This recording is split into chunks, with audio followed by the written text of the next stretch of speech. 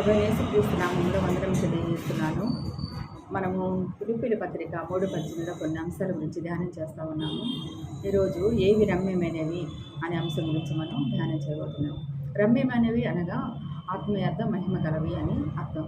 మన దృష్టి తేజోవాసులు పొందబోయే స్వాస్థ్యం మీద ఉన్నట్లయితే తేజోవాసులు పొందబోయే మహిమ మీద ఉన్నదా లేక నశించిపోయినటువంటి ఈ లోకాసుల మీద లోకం మీద ఉన్నదాన్ని మనం పరిశీలించుకోవాలి.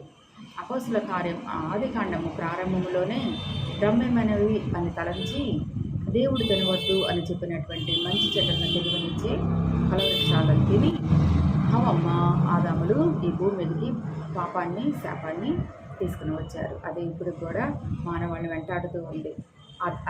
ఆజ్ఞాతి క్రమమే పాపం వలన వచ్చే జీతము మరణము. అయితే మరి ఏదైనా తేటలో యెహోవా దేవుడు ఎన్నో మంచి వృక్షాలను పెట్టాడు. అయితే అవన్నీ కూడా తినలేదు.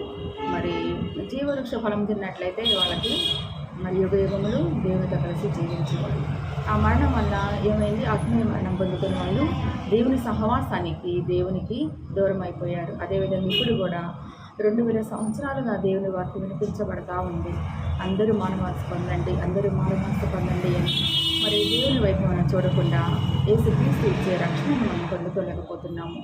మరి ఇప్పుడైనా మనము దేవుని యందు దృష్టి ఉంచి ఆ యేసయ్య చెప్పే మాటలు యందు మనము దృష్టి ఉంచి ఆలకించి రక్షణ పొందాలని, శాపం నుండి మరణం నుండి మనం తప్పించబడాలని యేసు ప్రభువు ఆశిస్తున్నాడు. ఈ లోకంలో ఎన్నో లోకము మోసము రంగుల వలయం అని ఒక పాట రాశాడు. చూసారా? మరి సాలిడ్ ఉంటుంది చూసారా? సాలిడ్ ఏం చేస్తుంది? అందమైనటువంటి గూడలుతుంది.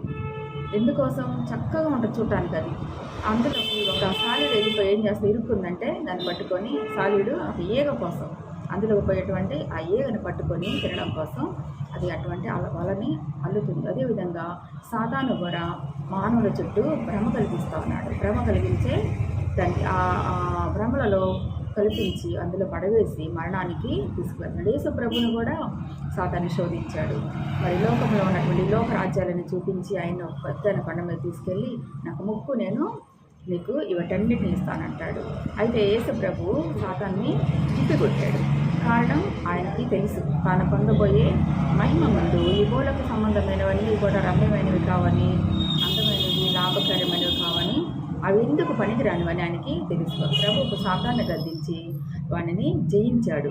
ఇంతకీ ఏవి రమ్యమైనవని ఆలోచిస్తే సంఖ్యాకాండం 4:5 చెప్పబడినట్లు దేవుని గుడారాలు రమ్యమైనవి. కీర్తన 5:13 చెప్పినట్లు సంఘము మహిమ కలది. సియోను రమ్యమైనది అనగా పరమ సియోను